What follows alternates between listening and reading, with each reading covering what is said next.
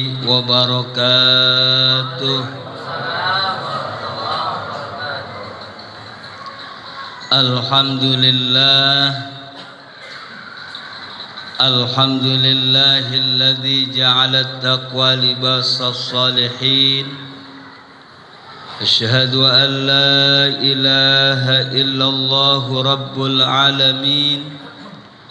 وأشهد أن محمدا عبده ورسوله سيد المرسلين اللهم صل وسلم على سيدنا ومولانا محمد وعلى آله وصحبه ومن تبعهم بإحسان إلى يوم الدين. Amma ba'du. Bapak-bapak, ibu-ibu, hadirin dan hadirat jamaah salat sunnah tarawih yang dimuliakan Allah Subhanahu wa ta'ala. Alhamdulillah, segala puji kita panjatkan kehadirat Allah yang masih memilih kita sebagai hamba yang senantiasa menjalankan perintah-perintahnya, menjauhi larangan-larangannya, yang mudah-mudahan Allah Subhanahu wa ta'ala selalu membimbing kita ke jalan yang diridhoinya, serta seluruh amal ibadah kita diterima di sisi Allah Subhanahu wa ta'ala. Salawat teriring salam kita sampaikan kepada Nabi kita, Nabi besar Muhammad sallallahu alaihi wasallam, yang mudah-mudahan kita semuanya mendapatkan syafaatul uzma dari beliau. Amin ya rabbal alamin. Para jamaah rahimakumullah, di antara hal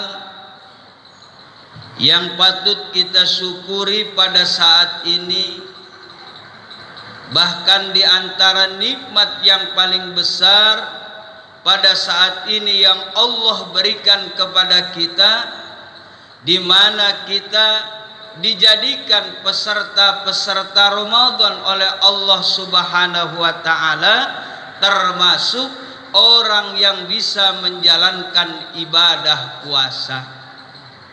Dan alhamdulillah kita pun telah menjalankan ibadah puasa kita yang ketiga hari.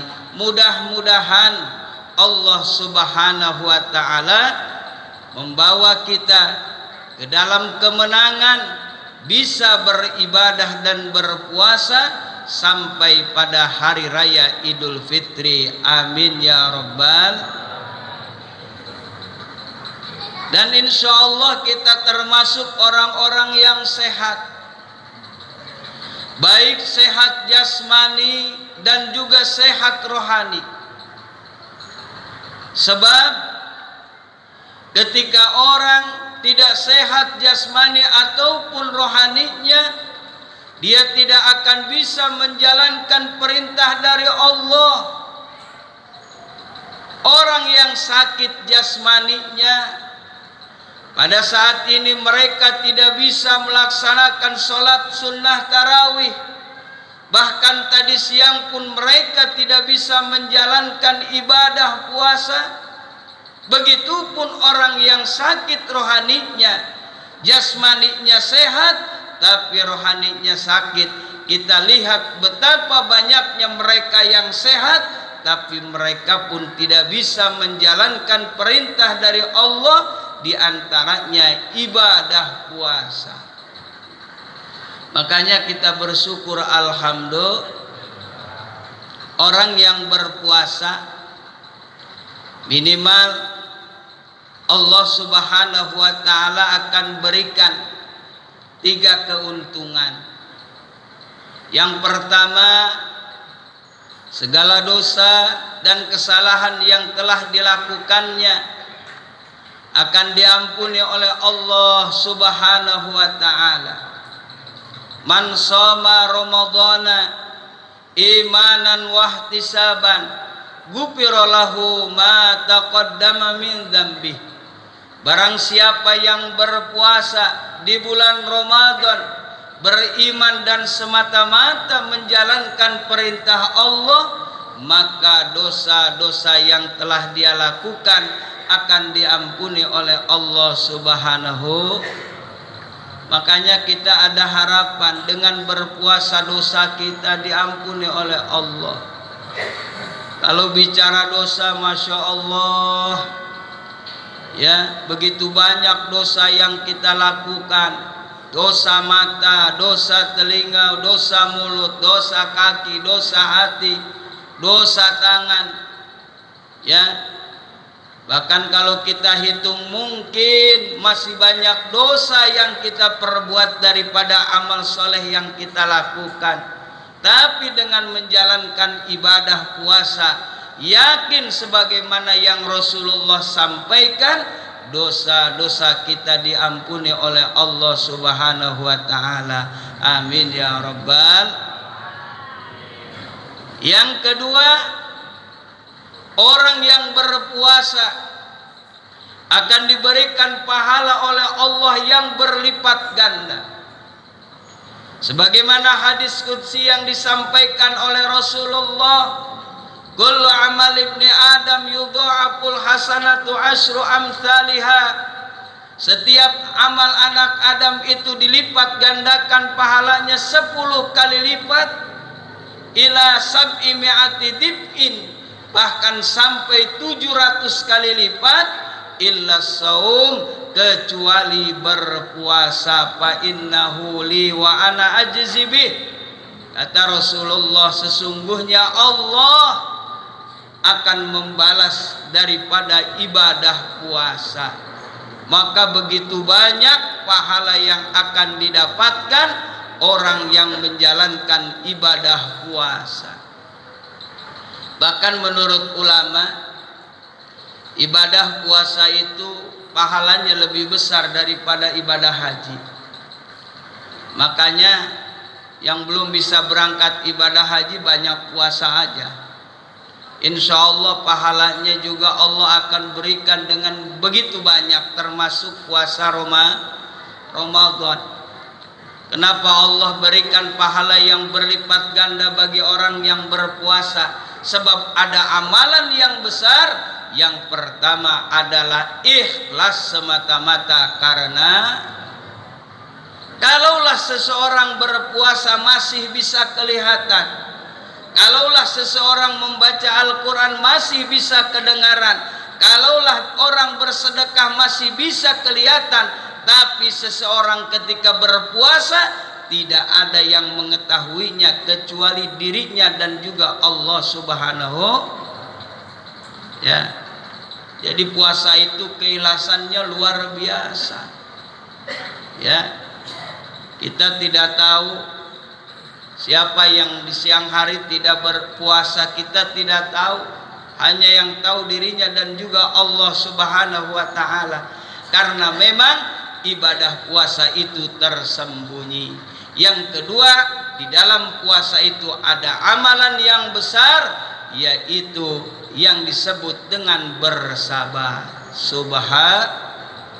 Pagi sampai kita menjelang maghrib, kita bersabar menahan daripada lapar dan juga haus kita, termasuk menahan daripada hawa nafsu kita. Sepanjang hari kita menahan dengan bersabar untuk tidak melakukan apa yang dilarang oleh Allah Subhanahu wa taala. Innama yuwaffas sabiruna ajrahum bighairi hisab. Sesungguhnya balasan pahala orang-orang yang bersabar itu tanpa ada hitungannya. Yang ketiga, orang yang berpuasa nanti di hari kiamat akan mendapatkan syafaat dari puasa itu sendiri. Sebagaimana dalam satu hadis yang diriwayatkan oleh Imam Tirmizi, bahwasanya puasa dan Al-Quran hari kiamat akan diberikan kekuasaan penuh oleh Allah untuk memberikan pertolongan kepada ahlinya. Puasa memohon kepada Allah, ya Allah, izinkanlah aku untuk memberikan syafaat kepada orang yang berpuasa, karena dia di siang hari sudah bisa menahan dirinya dari makanan dan juga syahwatnya. Kemudian Allah berikan kekuasaan penuh untuk memberikan syafaat. Termasuk Al-Quran pun Allah berikan kesempatan untuk memberikan syafaat, karena ahli Al-Quran telah menggunakan malamnya, dia tidak tidur untuk membaca Al-Quran.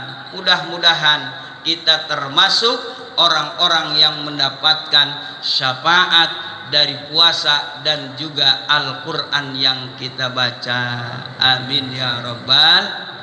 Mudah-mudahan apa yang saya sampaikan menjadi penyemangat untuk menjaga ibadah puasa kita dengan sebaik-baiknya. Bukan hanya menjaga lapar dan juga haus saja, melainkan bagaimana menjaga seluruh anggota tubuh kita dari hal-hal yang dilarang oleh Allah Subhanahu wa taala. Assalamualaikum warahmatullahi wabarakatuh.